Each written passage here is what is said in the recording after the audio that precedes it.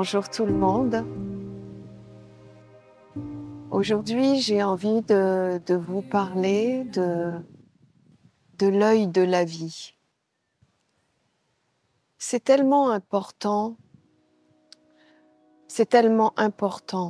parce que sans le bon œil de la vie, tu ne peux pas avancer dans la vie. Vous voyez, je regarde le monde un petit peu, j'analyse aussi et je vois que c'est tellement difficile d'être pur et authentique. Quand tu vois qu'à l'extérieur, les êtres amènent leur vision intérieure sur les choses. Je vois le piège de tout cela, tout simplement en regardant les mécanismes de la vie. Quand je vois, par exemple, des journalistes à la télévision qui attrapent une personne en cible et qui, d'un petit rien, ils en font toute une montagne, qu'ils commentent et recommentent, qu'est-ce que ça veut dire? Ça veut dire que ce qu'ils voient à l'extérieur va être utilisé juste pour alimenter son intérieur. Tu vois, je te donne l'exemple d'un journaliste, mais ça peut être aussi de quelqu'un qui a même une démarche spirituelle. Tu peux aller regarder une chose à l'extérieur de toi. Finalement, qu'est-ce que ton œil va regarder? Eh bien, ce qui est en résonance avec ce qui vit à l'intérieur de toi. Vous voyez, je vous donne l'exemple de ce journaliste parce que dans le fond, je sais que son intention n'est pas pure et qu'il n'a pas l'intention, comme il le dit à l'extérieur, de révéler les choses, d'éclairer l'humanité, d'apporter la vraie information. Non, ce journaliste veut faire un buzz, veut pouvoir vendre son information, pouvoir monter en grade et finalement ne va choisir que la chose qui va dénigrer, salir pour que ça fasse un buzz. La réalité de la vie, c'est ça. Et pourquoi je vous dis ça? Ce n'est pas important dans le fond, c'est juste comme un point de fixité pour vous expliquer ce que j'ai envie de vous dire. La mère nous a tellement montré que tout était à l'intérieur de nous, mais pas que. Nous portons tout à l'intérieur de nous, c'est sûr. Et il y a encore une certitude dans tout ça, c'est que comme tu vois la vie, c'est le reflet de ce que tu es à l'intérieur. Tu ne peux pas voir les choses que tu ne portes pas, sinon ils passent dans ta vie sans que tu les vois. Et vous voyez, tout comme ce journaliste, c'est tellement facile de poser ses yeux sur des choses, sur la société, sur le travail, sur la famille. Vous voyez, tout ce qui est de notre environnement de vie, c'est tellement facile de sortir ce qui ne va pas. Qu'est-ce qui se passe en réalité? Eh bien, cet être révèle les centres d'intérêt qui alimentent sa vie intérieure. Ce journaliste révèle les centres d'intérêt qui vit dans sa vie intérieure. Et finalement, qu'est-ce qu'il regarde en premier? Ce qui est en lien avec sa vie intérieure. C'est tellement pour ça que j'insiste régulièrement dans mes conférences de dire que le monde à l'extérieur, c'est le monde, c'est le point de vue de chaque individu. C'est le point de vue de la masse collective. Et c'est correct, il n'y a pas de problème avec ça. Simplement, dans la vie, il y a des étapes. Et les étapes, elles sont très importantes et elles doivent être bien vécues.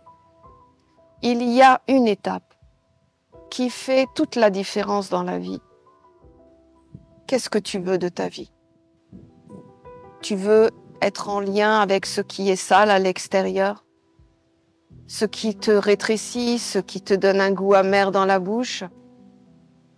Ou alors, tu te dis, effectivement, la vie, elle est comme elle est. Et quelque part, on n'a pas à la juger, on n'a pas à juger les êtres, on n'a pas à commenter leur vie. En fait, on n'en sait rien de ce que les gens vivent. Bien souvent, on ne connaît même pas les histoires, on les commente. Bien souvent, on ne connaît pas les fondements des choses, mais simplement, on refait le monde et on refait l'histoire. C'est tellement désolée de le dire, une maladie aujourd'hui où les gens ne savent pas les choses, mais ils disent qu'ils savent. Les gens ne voient pas les choses, mais ils disent qu'ils voient. Moi, la seule chose que je vois, c'est qu'est-ce qu'ils regardent et qu'est-ce qu'ils comprennent. Et en réalité, ça définit la qualité de l'être que tu es à l'intérieur. Et c'est pour cela que la mère dit tout le temps, tu as tout à l'intérieur de toi. Tu as tes yeux à l'intérieur de toi. Tu as ton eau à l'intérieur. Qu'est-ce que tu vois dans les relations, dans les liens? Ben, c'est basé sur ton eau qui vit en toi. Si tu vois le sale, le pas beau à l'extérieur, et que tu le commentes, et que même tu referais l'histoire, bah écoute, c'est que ton eau, elle n'est pas limpide et en lien avec la subtilité, la beauté de la vie. Parce que non seulement tu as tout à l'intérieur de toi, mais quand tu vis avec ton intérieur, tu découvres la merveille de la vie. La vie est intelligente, la vie est sage, la vie est parfaite. C'est vraiment l'œil que tu poses sur la vie qui fait toute la différence. Et j'aurais tendance à dire, est-ce que la vie est parfaite? Non. Regarde même à l'intérieur de toi, tout n'est pas parfait. C'est quoi le problème? Eh bien, le problème, c'est, vous voyez, qu'est-ce qu'on enfante dans la vie? Soit on a l'œil du tout possible, de la beauté de la vie, et puis, tout simplement, regarde la vie comment elle est. Toute la crasse de l'humanité, ce n'est pas ça la vie, c'est ce que les hommes en font. Mais ce n'est pas la vie. La vie, elle est sage, intelligente, elle est vivante, elle est pétillante, elle est vraie, elle est authentique, elle n'est pas sale. La vie, elle te montre que même s'il y a du fumier, c'est pas sale. Ça sert. Mais t'es pas obligé de le manger, le fumier. T'es pas obligé de l'intégrer à ta vie. Tu as juste à le regarder, voilà, dire que ça fait partie de la vie, mais toi, tu as le choix. Ou tu en mets plein tes poches et tu avances, et dans ces cas-là, tu sens mauvais. Ou alors, tu prends la décision de rentrer dans la sagesse de la mère et de la vie. C'est quoi la sagesse? Ben, c'est déjà de regarder, toi, ta vie. Comment tu la regardes? Qu'est-ce que tu en fais? Quelles sont les choses réelles qui apparaissent de ta vie?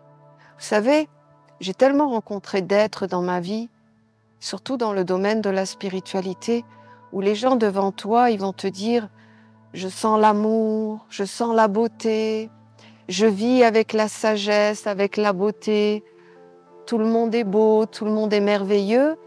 Et en fait, quand tu regardes les actes concrets de leur vie, je parle dans la réalité parce que tout le monde est capable de dire ça spontanément avec une joie de vivre. Mais la réalité, tu fais quoi de ta vie avec ça? Est-ce que tu ensemences la vie? Est-ce que autour de toi, il y a, voilà, toute une expansion de la lumière, du beau, de la sagesse, du grand? On peut dire tout et n'importe quoi, et ce que je dis souvent, avec la parole, on refait le monde. Mais la mère te dit, tu peux refaire le monde, ce qui compte, c'est ce que tu en fais. C'est ce que tu es, c'est ce que tu respires et c'est ce que tu transmets. Et aujourd'hui, on rajoute, quel est l'œil qui révèle ta vie intérieure? C'est-à-dire comment tu vois la vie, comment tu la conçois quand tu vois Un arbre, comment tu le regardes? Est-ce que c'est du bois de chauffage? Quand tu vois une difficulté de la vie, est-ce que tu essaies de la libérer en justement y amenant une sagesse, en libérant les mondes, puisque le but c'est quand même ce que nous vivons intérieurement, ou tu vas appuyer dessus au point que ça se diffuse tout autour? C'est ça la réalité de la vie. C'est pas ce que tu dis, c'est pas ce que tu fais croire, ce n'est pas l'attitude ou le comportement que tu vas avoir devant ton banquier. C'est pas ça la vraie vie. Tu es capable, et tout le monde est capable, d'avoir la bonne attitude en fonction du contexte et de la situation. La réalité, c'est ce que tu fais, de ce que tu rayonnes, de ce qui sort de ta bouche. Est-ce que c'est la bénédiction, la beauté, l'encouragement de la vie, ou c'est toute la crasse de l'humanité qui existe et dont on est bombardé aujourd'hui? Aujourd'hui, si nous ne sommes pas forts et déterminés de se construire un corps de lumière, le monde tel que nous le voyons utiliseront même les êtres qui veulent aller vers la lumière. Ils prendront les inconstants, les idéalistes, ceux qui ne sont pas enracinés dans le réel, et eux-mêmes seront les étendards et les porte-paroles de cette vision de la vie. Je pense qu'on est à un cycle d'évolution où il nous est vraiment demandé de faire un choix. Soit la vie, tu conduis tout vers la lumière et on n'utilisera jamais, parce qu'il y en a qui sortent ce genre de théorie. On doit tout casser, tout salir pour reconstruire. Non mais ça c'est de la poudre à perlimpinpin. Non, la vie c'est ce que tu as, tu en prends soin, tu le préserves, tu le fais grandir, tu lui apportes la meilleure nourriture, c'est-à-dire la vie. La vie, elle est généreuse, elle est positive, elle est grande, elle est sage et c'est même ce qui te donne la force quand tu es dans l'épreuve. C'est la vie qui vient à ton secours. La vie est la réalité. Les hommes, ce sont ce qu'ils font de la vie. Ce qu'ils font de la vie, c'est ce qui sort de leur bouche, de leur vision des choses. Moi, j'ai fait le choix à un moment donné de ma vie. Je ne dis pas que c'est le bon choix, mais c'est mon choix de me dire le monde extérieur ne m'aidera pas à construire ma vie intérieure. Je l'ai vraiment, vraiment compris. J'ai compris que l'extérieur était, surtout à travers des humains, était un monde extérieur. Voyez, on a tous rencontré ça. Nos parents nous donnent des conseils. L'école nous donne des conseils. La société nous donne des conseils. Même des amis nous donnent des conseils. Mais c'est leurs conseils. C'est les leurs. Toi, ce qui est important, c'est d'utiliser ce qui est bon pour toi parce que tu es différent de l'autre. Tu portes d'autres qualités en toi. Tu as une mission différente des autres. Donc, on ne peut pas avoir un point de vue général, global et universel sur telle chose. On a forcément le point de vue de ce que l'on est à l'intérieur, avec ses yeux intérieurs, sa respiration et quelque part les liens subtils des mondes qui alimentent ta vie. Si dans ta vie de tous les jours, tu as tendance à dire, voilà, effectivement, la vie extérieure n'est pas toujours simple, mais quelque part, elle est sage aussi puisqu'elle t'apprend. Mais quand en fait, tu conduis tout vers, voilà, une libération, tu vois, quelque chose qui fait un hymne à la vie, La vie, elle est belle, elle est sage.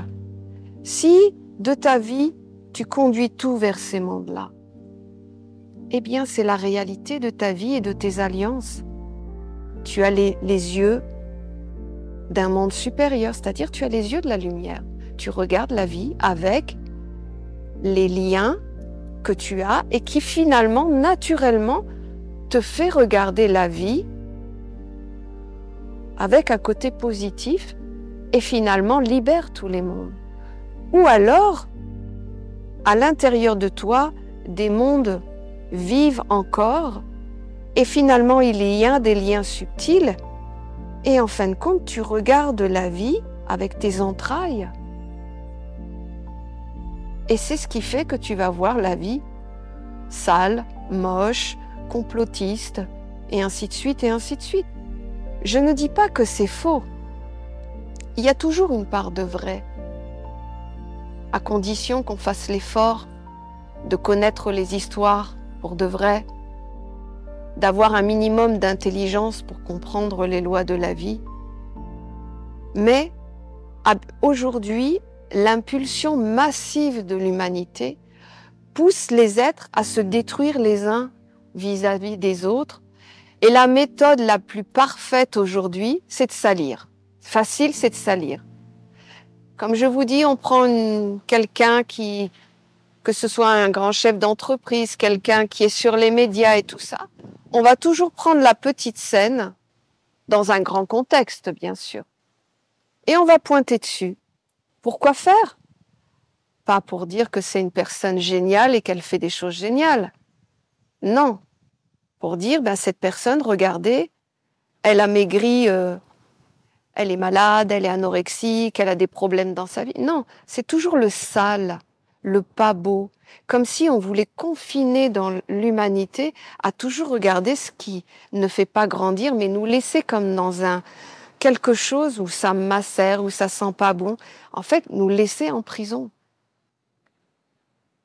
Et je pense que j'ai vraiment envie de vous dire, vous voyez, tel que vous regardez le monde, tel est votre eau intérieure, est votre vie intérieure. Parce que tu vois, on a beau parler de lumière, mais si dans tes paroles, dans ton comportement, dans ce que tu crées dans ta vie, parce que si tu ne crées rien et que tu prends tout aux autres, c'est qu'en fait tu n'es pas alimenté par la vie. Eh bien, c'est ce qui fait toute la différence et c'est ce qui fait que, voilà, ça écrit la suite de ton histoire. Il n'y a jamais de problème dans la vie. Définitivement, il n'y a que des solutions. Des choses qui ne vont pas, ça se règle. Ceux qui ne veulent pas régler les solutions, ce qu'ils vont faire, c'est qu'en fait, ils vont faire une traînée de poudre sur des choses qui ne tiennent pas la route. Mais vous le savez, c'est tellement notre quotidien dans le monde extérieur. Pourquoi vous voudriez que ça ne touche que le monde extérieur? Ça touche tous les domaines de la vie. Il suffit qu'un membre de ta famille dise une chose sur toi et c'est répété dans toute la famille. Est-ce que c'est vrai? Est-ce que la personne est venue te demander? Non. L'information circule, toute la famille te regarde avec des yeux bizarres et tu te demandes pourquoi, juste parce qu'une personne ou deux a dit quelque chose sur toi qui n'a même pas été vérifié, qui n'est même pas basé sur des faits réels. Alors qu'en fait, vous voyez, la vie, elle est comme ça. Si tu veux libérer les mondes, renseigne-toi. Pose les vraies questions. Mais ne fais pas dans cet esprit collectif d'aller passer et ensemencer le monde d'informations dans lequel tu ne sais rien, dans lequel tu n'as pas assez de critères intérieurs. Et puis définitivement, la façon dont tu amènes l'information dans la création de ta vie définit finalement quels sont les liens et la vie intérieure. Je dis ça parce que j'ai eu 20 ans, j'ai eu 30 ans, j'ai eu 40 ans. Et je comprends ces mécanismes parce que moi-même, à une période de ma vie, quand je me cherchais, j'étais vraiment dans l'analyse du petit détail. Vous voyez, ce truc que je me disais quand j'avais 20 ans et que j'étais au bon fin, et que je regardais les frères et sœurs qui gravitaient autour des êtres, autour du maître. En fin de compte, il y avait sûrement à l'intérieur de moi quelque chose qui, par mon éducation traditionnelle de la vie, cherchait la faille. Et quand je voyais qu'une proche du maître n'avait pas forcément le comportement idéal. Par exemple, je vais vous raconter une histoire qui était assez marrante. J'avais rencontré des frères au bon fin qui me disaient, tu te rends compte, le maître, il boit du Coca-Cola. Le maître à Ivanov. Il boit du Coca-Cola. Et en fait, je me rappelle la pensée que j'ai eue dans ma tête. Je me suis dit, mais un maître, ça ne peut pas boire du Coca-Cola. Un maître, il sait que le sucre et toute cette cochonnerie de Coca-Cola, c'est pas sain pour le corps. Et après, je regardais avec les frères et sœurs autour et je cherchais quelque part la faille. Et je pense que, vous voyez, on passe tous par ces étapes-là. La faille, c'est un monde à l'intérieur de nous qui a peur de changer de monde. Vous voyez, on a tellement été éduqués dans le monde à être dans la vigilance de l'endoctrinement et tout ça, qu'en fait, tout ce qu'on aborde de nouveau, on cherche inconsciemment la faille pour être rassuré. Mais en fait, vous voyez, ce n'est pas notre âme qui regarde. Ce n'est pas notre aspiration intérieure qui regarde. C'est la peur qui regarde parce qu'en fait, on n'a encore rien à l'intérieur. Moi, j'étais jeune et je ne m'étais pas construit. Et j'étais capable, effectivement, de regarder le petit détail qui tue, comme le maître boit du Coca-Cola, en me faisant une idée qu'il n'était pas parfait. Mais je me suis, avec le temps et les années, le travail sur moi, j'ai tellement compris de choses que, déjà, qu'est-ce que tu viens chercher auprès du maître? La lumière. Bon, ben alors, viens pas chercher autre chose.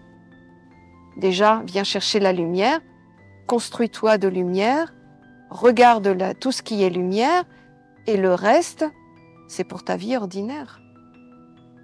T'as pas à regarder pourquoi le maître, il boit du Coca-Cola.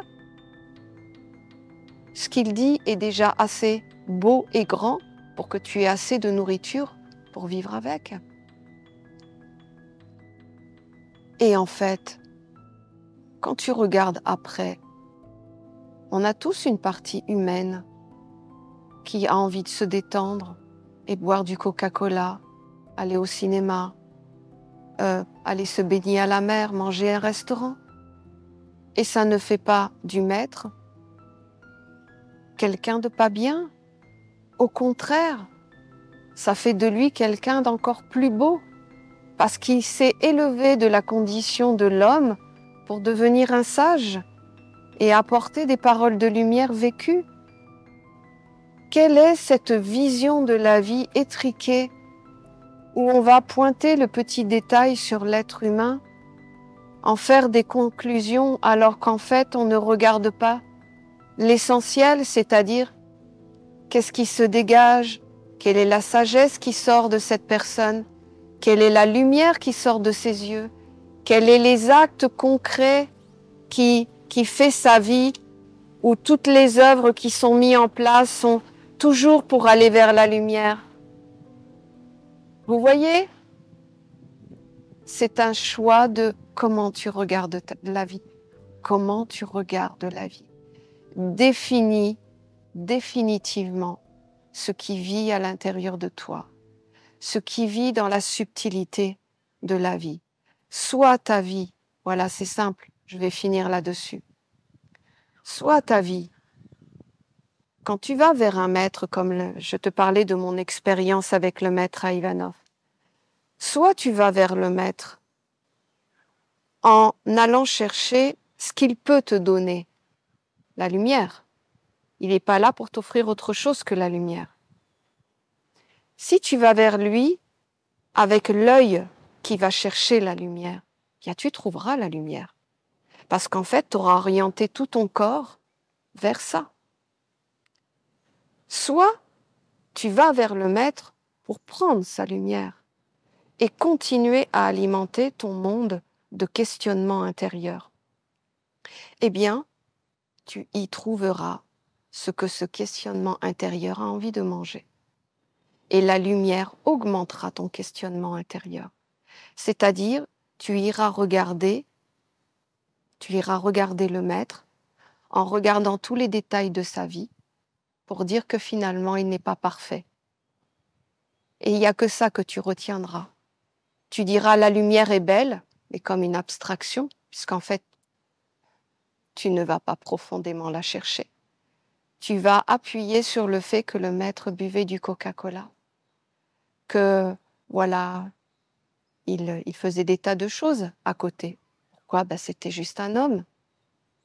Et c'est ça, tu vois que la maman, c'est ça que la maman, quand tu es près d'elle et qu'elle t'éduque dans la sagesse de la vie, c'est qu'elle te montre la réalité de tout ça. Ce qui est beau dans la vie, c'est pas l'imperfection, c'est ce que tu fais de l'imperfection. Celui qui va diffuser l'imperfection tout autour ensemence la vie, sa vie et la vie des autres dans l'imperfection. Celui qui regarde l'imperfection, qui la prend comme un fumier, une base, quelque chose qui va permettre de faire grandir quelque chose, est celui qui veut vraiment aller vers la lumière, parce que toute expérience de vie, toute rencontre, toute chose qu'il fait, il va en tirer quelque chose et il va se construire encore plus vers la lumière. Et c'est ça qui différencie l'être de lumière et celui qui dit être l'être de lumière. C'est ce qui sort de son être naturellement et qui ensemence l'environnement, sa vie. C'est ça que j'aime à travers la mer, c'est la réalité des lois de la vie. Ce n'est pas ce qu'on dit de la vie, parce que tout le monde est capable de dire, n'importe quel être est capable de dire qu'il vit la lumière, qu'il ressent la lumière, qu'il comprend la lumière. Eh bien, il n'y a pas de souci, mais montre-nous ce que tu en fais de la lumière. Et là, on pourra mieux se comprendre, parce que ce qui est vrai, c'est ce qui sort de nous. Notre mental a été éduqué à dire des choses. Notre cœur a été habitué à croire des choses. Mais en fait, le vrai révélateur de la vie, c'est ce qui sort de toi, parce que ça révèle ce qui était caché à l'intérieur. Voilà, tout ça juste pour vous dire que définitivement, la vie est merveilleusement belle, sage, intelligente et sage dans ta vie. Quand tu vas vers la lumière, qu'est-ce que tu veux? Qu'est-ce que tu viens chercher? Si tu viens chercher la lumière, alors ne viens chercher que la lumière. Si tu viens chercher de la nourriture pour alimenter encore ta vie extérieure, alors tu n'y trouveras que la nourriture pour alimenter ta vie extérieure. Et c'est ça la vie. En tout cas, merci beaucoup de m'avoir écouté et merci de votre présence. Merci de votre écoute, de votre accueil. Et je vous souhaite une belle Saint-Michael, puisque nous sommes dans la période de Michael. Donc tout à chacun, vous allez fêter à votre manière cette fête de Michael. Et soyez dans le feu de la dévotion, de la joie, du bonheur. Voilà, ouvrez, accueillez la vie. Et je peux vous assurer que quand tu as l'œil de la vie n'est pas du tout pareille. Et je vous invite à cette danse de l'œil de la vie. Merci et à très bientôt.